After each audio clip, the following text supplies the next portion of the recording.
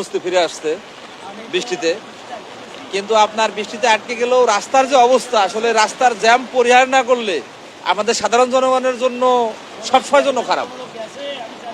স্বস্তির বৃষ্টির মধ্যে আমরা রাস্তার জ্যামের কারণে খুবই কষ্ট দুর্ভোগে আছি। আমরা যেখানে যাবো আমাদের গন্তব্যস্থলে সঠিক পৌঁছাতে পারছি না। বৃষ্টি তো আল্লাহর রহমত। এখন কর্তৃপক্ষকে রাস্তার জ্যামের দিকে খেয়াল রাখতে হবে। ধন্যবাদ। অনেকেই বৃষ্টির মধ্যে মধ্যে আটকা পড়েছেন এই মুহূর্তে, অনেকেই প্রশ্ন করছেন এটি কোথায়। মূলত সাভারে এই মুহূর্তে কালবৈশাখী ঝড়ের কবলে সাধারণ মানুষ। এখনো তীব্র ব্যাগে আসলে ঝড় বইছে। সেই ঝড়ে আমরা রয়েছি